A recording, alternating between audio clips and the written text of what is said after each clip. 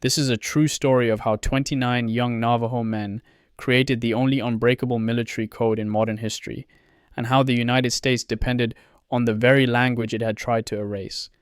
In 1942, when Japanese cryptanalysts were reading American naval codes and costing the U.S. Navy ships and lives, the Marine Corps turned to a language that fewer than 30 non-Navajo people in the world could understand.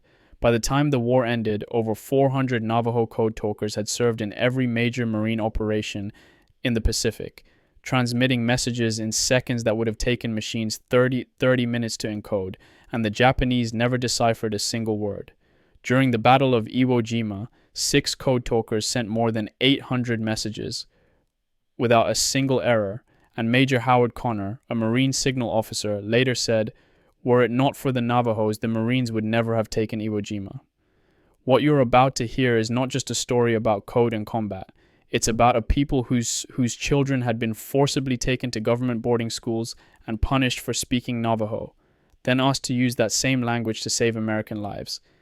This is the story of the Navajo Code Talkers, early failures, when codes became death sentences. Let me take you back to early 1942, to the dark months after Pearl Harbor, when the United States was losing the Pacific War.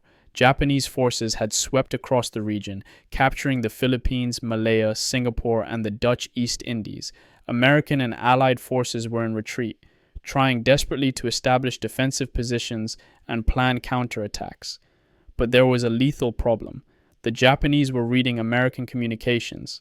Japanese cryptanalysts had broken multiple US and Allied military codes used to protect operational plans in the Pacific theater. They knew where American ships were heading. They knew when attacks were planned. They knew troop strengths and supply routes. Ships were sunk because the Japanese knew they were coming. Landings were met with prepared defenses because the Japanese had read the orders. Men died because the codes that were supposed to protect them had been cracked. The Americans tried new codes. The Japanese broke them. The US military used encryption machines, bulky, slow devices that took 30 minutes to encode a 3-line message and had to be kept secure behind the lines. In fast-moving island warfare, this was a disaster.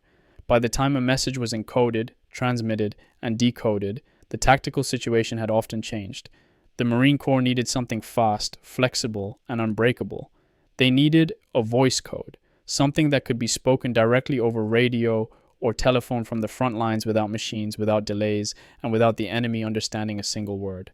Imagine being a Marine radioman in early 1942, knowing that every message you send might be intercepted, decoded, and used to kill your fellow soldiers. You can't trust your own communications. Every order is a potential leak. Every transmission is a gamble. How do you fight a war when you can't talk to your own side? The idea. Why Navajo? The idea came from Philip Johnston, a World War I veteran and civil engineer who had grown up on the Navajo reservation as the son of missionaries. Johnston was one of the very few non-Navajo people who spoke the language fluently. In early 1942, he read a newspaper article about a Louisiana National Guard unit that had successfully used Native American languages, including Choctaw, for secure communications during World War I. Johnston realized that Navajo was even better suited for military code work than Choctaw. The Navajo language is extraordinarily complex. It has a grammar structure, syntax, tonal qualities, and phonology completely unlike any European or Asian language. It's part of the Na-Dene language family and is not mutually intelligible, even with its closest relatives. At the time, Navajo was still an unwritten language. There were no dictionaries, no grammar textbooks available to outsiders, and critically, fewer than 30 non-Navajo people in the world could speak it with any fluency.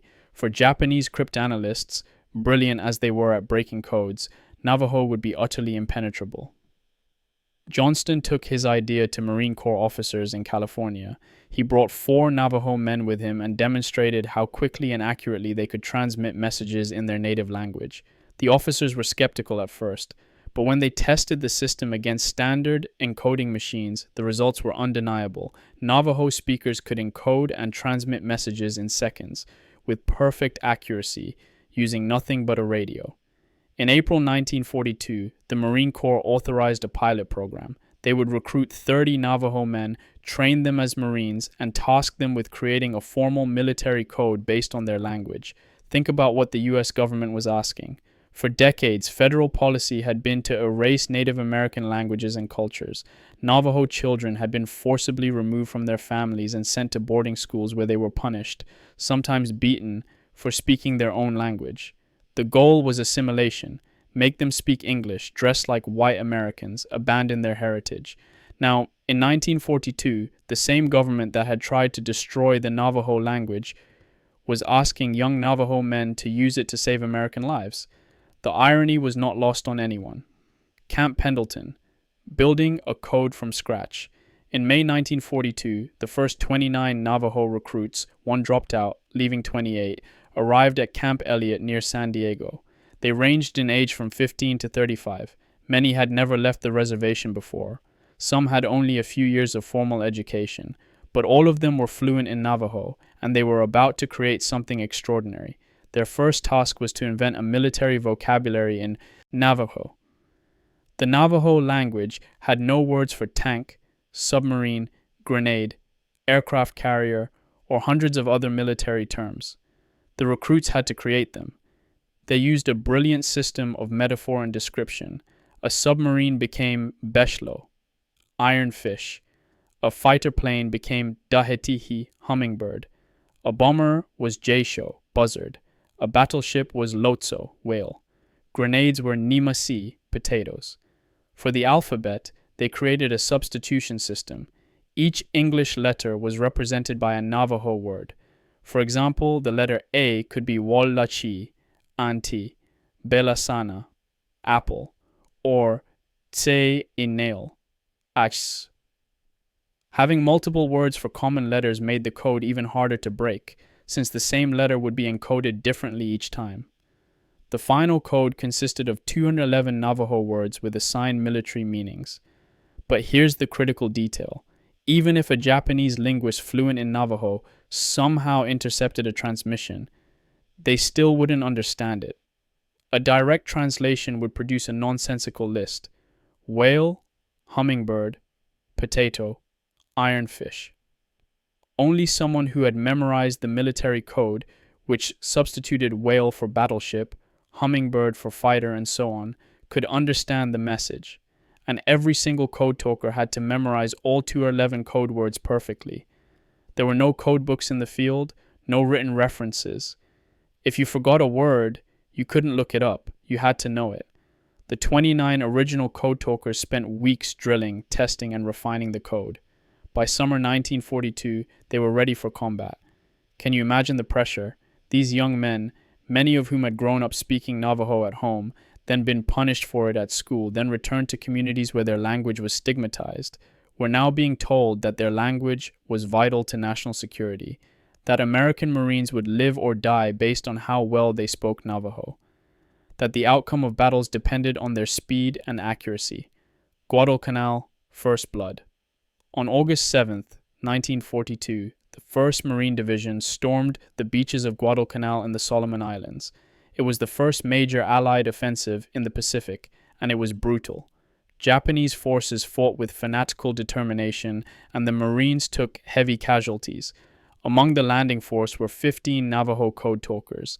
This was their first combat operation, the first time the code would be tested under fire. It worked flawlessly. Code Talkers transmitted tactical messages from the front lines to command posts, coordinates for artillery strikes, requests for medical evacuations, warnings of Japanese counterattacks, orders for troop movements. The messages were fast, accurate, and completely secure. Japanese radio operators intercepted the transmissions, but could make no sense of them. One Marine officer later recalled his astonishment. We would receive a message in Navajo, and within seconds it was translated into English and sent up the chain of command. The Japanese were listening, but they had no idea what we were saying. The speed was revolutionary. A code talker could encode and transmit a 3-line message in 20 seconds.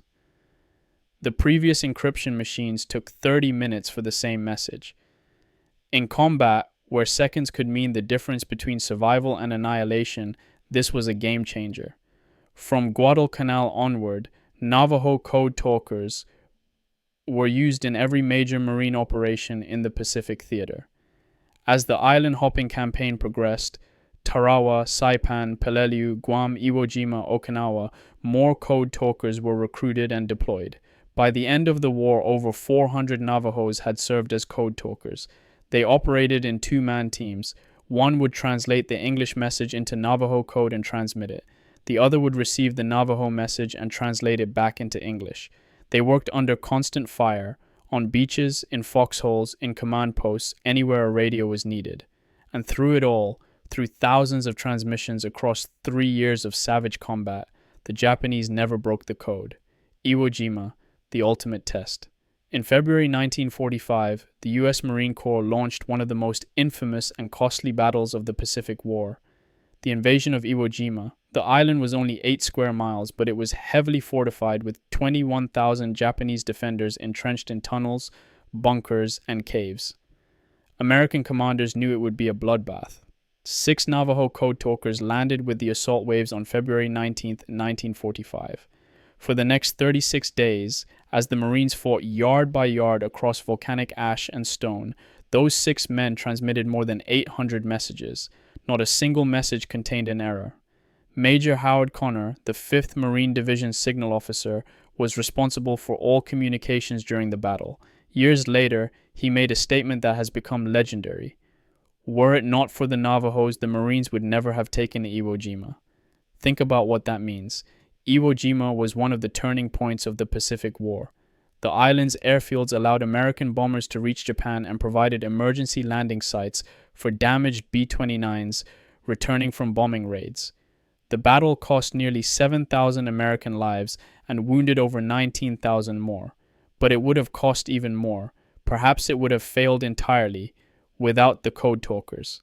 Peter MacDonald, one of the Code Talkers who served at Iwo Jima, later said, "That's how critical Navajo Code was to the war in the Pacific. Imagine being a Marine on Iwo Jima, pinned down by machine gun fire, calling for artillery support or airstrikes. Your survival depends on whether that message gets through accurately and quickly. And standing next to you, speaking calmly into a radio handset in a language that sounds nothing like anything the enemy has ever heard, is a Navajo Code Talker, transmitting your coordinates, your situation, your desperate need for help, and knowing the Japanese listening in can do nothing to stop it." The post-war silence, classified for decades. When the war ended in August 1945, the Code Talkers came home. They had served with honor, fought in some of the bloodiest battles in American history, and contributed to victory in ways few other units could claim. 13 Code Talkers had been killed in action, but they couldn't talk about what they'd done. The Navajo Code program was immediately classified by the U.S. military. The code itself remained an official secret until 1968, 23 years after the war ended. During that time, Code Talkers were forbidden from discussing their service, even with their own families. They couldn't explain what they had done. They couldn't share their experiences. They couldn't receive public recognition. Many of them struggled with this silence. They had risked their lives for their country. They had been told their work was vital, heroic, essential. And then they came home and were ordered never to speak of it again. Meanwhile, the same country they had served continued policies that marginalized Native Americans. Navajo communities remained poor, under-resourced, and largely ignored by the federal government. The Code Talkers received no special benefits, no public honors, no acknowledgement. It wasn't until the 1960s, when the code was finally declassified, that the story began to emerge. Even then, recognition came slowly. In 1982, 37 years after the war, the Code Talkers were finally given a certificate of recognition by President Ronald Reagan, who designated August 14th as National Code Talkers Day. In 2000, the original 29 Code Talkers were awarded Congressional Gold Medals. The remaining Code Talkers received Congressional Silver Medals. By then, most of them were elderly, and many had already died. Think about the bitter irony. For 23 years after the war, the United States refused to publicly acknowledge what the Code Talkers had done. Even as the nation celebrated other war heroes, built monuments, and told stories of courage and sacrifice, the men who had created the only unbreakable code in modern military history were told to stay silent about it. The uncomfortable truth, oppression and dependence. Here's the part of the story that doesn't fit neatly into a heroic narrative. The United States government spent decades trying to erase the Navajo language and culture. Federal boarding schools, operated from the 1870s through the 1960s, forcibly removed Native American children from their families and punished them for speaking their native languages. The explicit goal was cultural genocide: make them speak English, make them dress like white Americans, make them forget they are Navajo. In many schools, children caught speaking Navajo were beaten, isolated, or had their mouths washed out with soap. But the policy failed. Despite the boarding schools, despite the punishment, despite decades of systematic oppression, many Navajo families continued to speak their language at home. They passed it to their children, quietly, stubbornly, refusing to let it die.